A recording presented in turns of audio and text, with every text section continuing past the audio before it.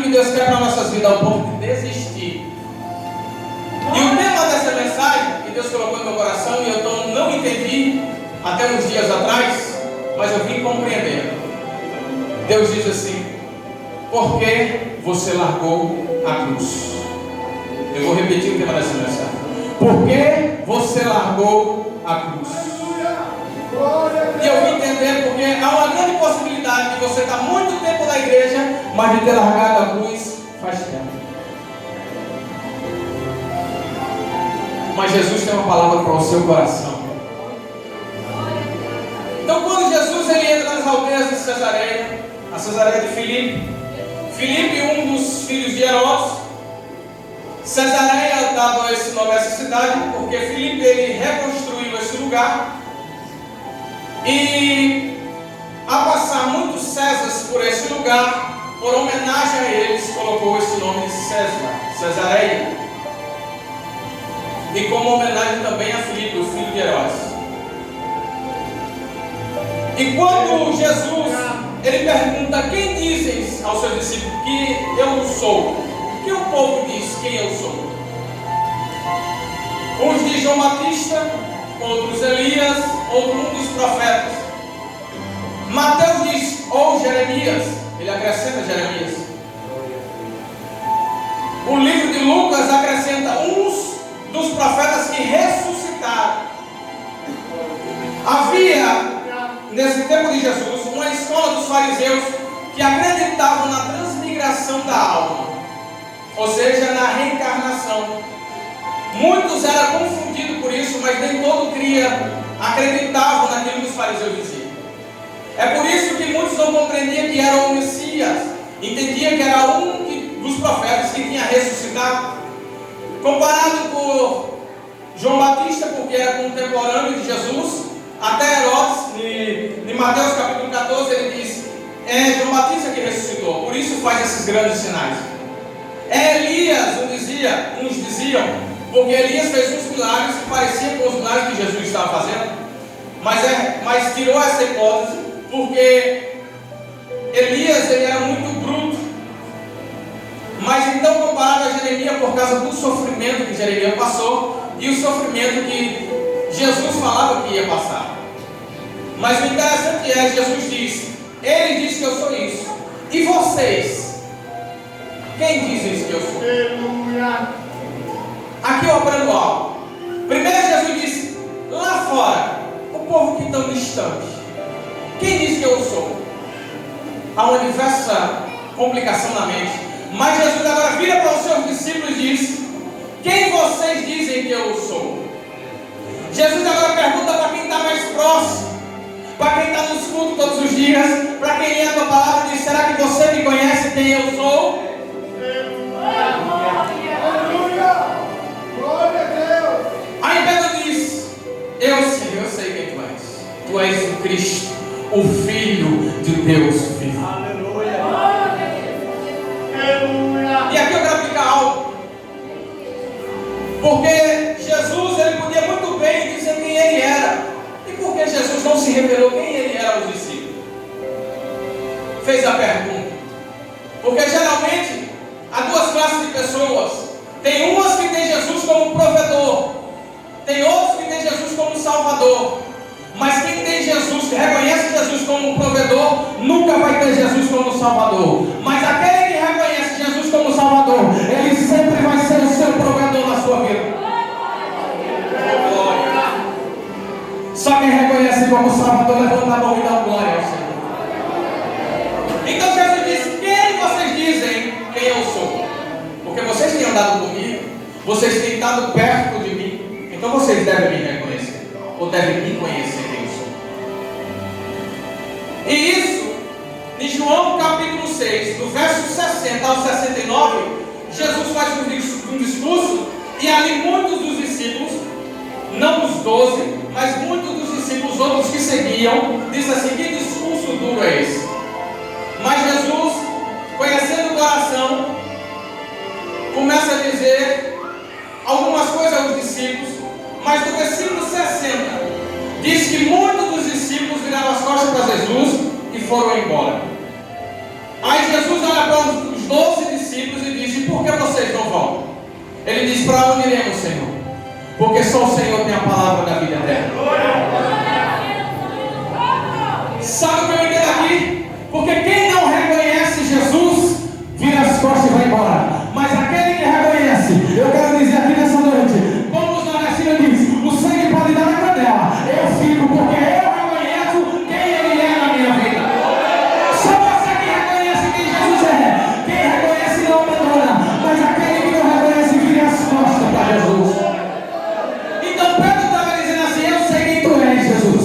Eu não saio daqui, eu não te largo, eu não te abandono, porque eu reconheço quem tu és para a minha vida. Porque só reconhece e permanece na presença de Deus.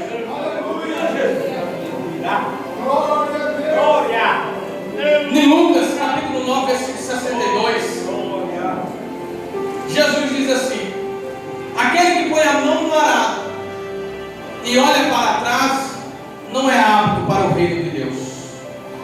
Há dois aprendizados aqui dentro desse arado. Sabemos que o arado da época era com a junta de bois, e quem conduzia o arado era o homem. E quem manuseava o arado era o homem. E o interessante é que primeiro nós já sabemos que se colocar, olharmos para trás, perdemos a direção. Mas tem algo que me chamou a atenção, eu estudando dentro da cultura isso. Porque quando os bois ele puxa, hoje como nós temos tratores na agricultura, quem baixa ali, puxa a alavanca e baixa e aprofunda os discos ali. Mas o interessante da cultura é que o homem é que aprofundava para que a terra fosse arada ou para que fosse plantada, para que o buraco, a vala fosse feita e lançada ali a semente. E aqui Deus me ensinou algo. Ele diz: quem olha para trás nunca vai se aprofundar. Eu vou repetir isso. Quem olha para trás nunca vai se aprofundar. Por quê? Porque está se desapercebido. Muitas coisas estão tirando a atenção das pessoas. Mas Deus diz: mas quem coloca a mão no arado e tem o seu objetivo e aprofunda o seu arado, mais me conhece, porque mais fundo ele vai. Então Deus está dizendo: muitas coisas têm deixado as pessoas desapercebidas ao ponto de não aprofundar a conhecer quem é realmente Jesus Cristo. Jesus está chamando você nessa noite para aprofundar, para cavar mais, para empurrar mais o arado, para conhecer quem realmente Ele é. Quem veio na sexta-feira que da oração foi pregado e disse: desce para reconhecer. Quanto mais desce, mais intimidade eu tenho, mais eu conheço. O arado não é diferente. As pessoas têm se deixado se levar por muitas coisas e têm perdido a direção, têm olhado para trás. E isso faz com que você esteja muito raso ao ponto de desistir por qualquer motivo. Então Deus está chamando pessoas que olhem para frente, que tenham objetivo e que peguem o arado e empurrem ao ponto de se aprofundar e ir mais profundo do que você pode.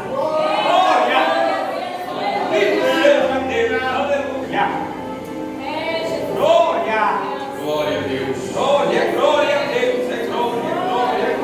Deus está dizendo assim: é tempo de você se aprofundar.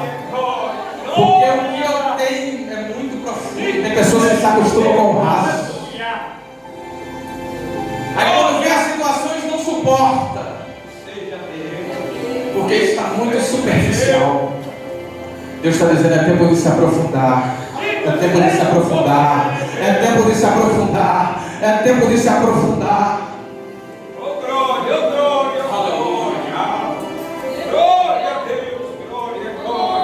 Louvado seja o nome do Senhor. Seja Deus, aleluia. Deus da minha alma. E quando ele reconhece quem ele é, Jesus diz: ó, não diga a ninguém. Não diga a ninguém quem eu sou. Aleluia. Para que não criasse aquele tumulto e as pessoas tentassem impedir o projeto daquilo que Deus mandou Jesus fazer. Quer colocar a cabeça aqui? E nisso, o texto que nós lemos vai dizer que importava que o Filho do Homem fosse padecer muito, rejeitado e morto. Repita comigo, diga: padecer, rejeitado e depois morto. Há um processo para a ressurreição. E nisso, quando Deus disse o Filho do Homem, esse padecer é sofrer, em outras traduções está dizendo assim, suportar. Deixa eu liberar uma palavra profética para você. Deus está dizendo assim: suporte o sofrimento, suporte a rejeição, não largue aquilo que eu dei em tuas mãos. Oh glória! Jesus disse: eis que eu venho sem demora. Oh glória! Guarde o que tem, para que ninguém tome a sua coroa. Mas antes da coroa, vem a cruz. Antes da coroa, vem a cruz. Então guarde o que você tem, para quando chegar no dia, trocar pela coroa da vida. E era necessário Jesus passar por tudo isso. Deus permitiu Jesus passar porque era necessário Jesus padecer, sofrer, ser rejeitado por muitos e ser morto. Deus permitiu Jesus passar por tudo isso, que era para matar o corpo, era para matar a carne. Diga comigo: era para matar a carne. Repita mais forte: era para matar a carne. Então Deus permitiu, olha o processo: padecer muito, sofrer muito, em outras palavras, rejeitado, para morrer. Aí depois diz assim: com 3 dias ia ressuscitar. Ou seja, então o processo, se Jesus não passasse pelo processo, ele nunca ia ressuscitar. Aí 1 Pedro capítulo 2, versículo 21 diz assim: para isso vós sois chamados. Presta atenção aqui: para isso vós foi chamado, que Jesus padecendo deixou-nos o exemplo para que sigais as suas pisadas. Agora olha aqui, agora presta atenção nisso aqui. Aí ele padeceu, foi rejeitado, foi morto, para depois ressuscitar. Aí nós é para seguir as mesmas? É para seguir as mesmas pisadas. Presta atenção nisso aqui. Ou seja, então é necessário que a gente sofra, é necessário que a gente seja rejeitado por muitos. Para quê? Para matar a carne, para depois ressuscitar. Você não entendeu? Eu vou explicar melhor. Sabe o que Jesus está dizendo? Há um processo para ressuscitar. Esse sofrimento que você está passando, essa rejeição que você passa, é para Jesus matar aquilo que está vivo dentro de você. Porque se você continuar vivo, você nunca vai ressuscitar. Se você continuar vivo para si, você nunca vai ressuscitar para Ele. Glória a Deus, Aleluia. Eu vou repetir: se você continuar vivo para si, você nunca vai ressuscitar para Ele. Então nós devemos seguir as mesmas pisadas. Sabe o que Jesus está dizendo? Esse sofrimento, essa rejeição é para matar aquilo que está vivo dentro de você. Oh glória! Porque se isso que está vivo dentro de você vai impedir de você ressuscitar para Ele,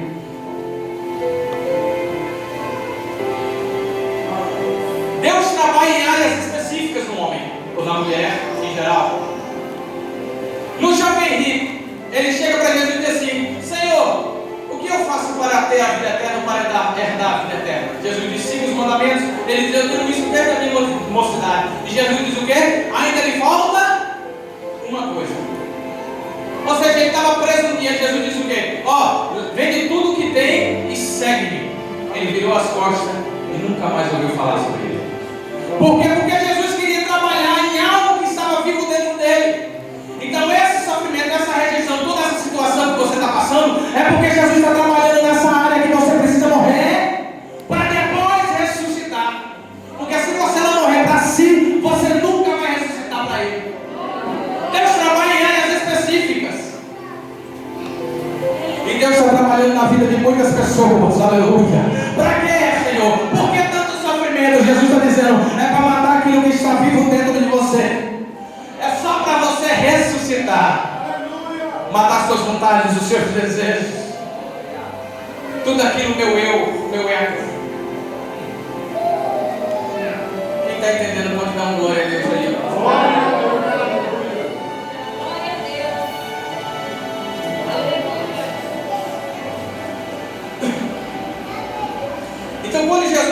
por esse processo, ele é repreendido por Pedro. E ele diz, Pedro toma ele à parte e diz: Senhor, jamais você vai passar por essa situação. Mas Jesus repreende, olhando para todos. E Pedro, ele não está sendo, há duas conjunções aqui que às vezes a gente falamos que Pedro estava endemoniado, mas ele não estava endemoniado, ele estava sendo influenciado, porque se Pedro tivesse endemoniado, Jesus tinha expulsado o demônio, mas ele estava sendo influenciado por Satanás a fazer Jesus parar o seu projeto. Preste atenção em quem você tem dado ouvido. Preste atenção em quem você tem desabafado, tem se abrido, porque Satanás pode usar pessoas para influenciar você a parar. E quando Jesus repreende ele,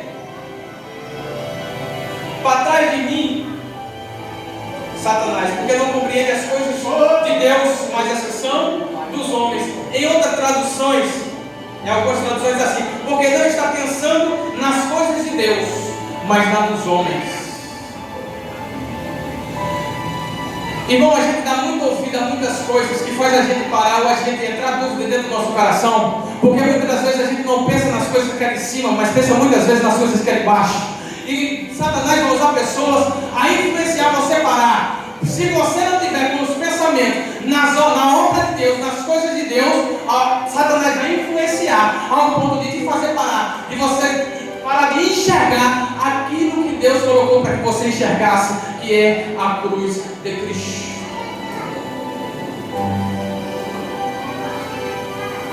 Em Mateus, nesse mesmo texto, mais acima, Jesus diz assim: que as portas do inferno não prevalecerão contra a minha igreja. Ou seja, ele está dizendo que as portas não prevalecerão, não quer dizer que elas não vinham, não ia ter. Barreiras sempre vamos encontrar, mas Jesus vai dizendo assim: elas não vão prevalecer. As barreiras sempre vão te querer parar, mas elas não vão prevalecer. Elas vão cair por terra em nome de Jesus. Deus vai derrubar todas as barreiras que Satanás colocar diante de ti, só para fazer você prosseguir. Oh, glória. Oh, glória a Jesus. Mas as portas do inferno não prevalecerão. Ele está dizendo assim: as portas até vão vir, barreiras até Satanás vai colocar, mas não vão prevalecer contra você se você estiver pensando nas coisas de Deus. Aleluia! Glória a Deus! E quando Jesus chega aqui e diz, e chamando assim os seus discípulos, lhe disse: quem quiser salvar a sua vida, quem quiser vir após mim, negue-se a si mesmo. Esse negue a si mesmo, na expressão hebraica, quer dizer errar o alvo, dá uma expressão de errar o alvo, e quem erra o alvo, peca. Então, quando eu não me nego a mim mesmo, eu estou errando o alvo, eu estou pecando. Jesus está chamando para você negar a si mesmo. E se você não nega a si mesmo, você erra o alvo, e automaticamente você peca.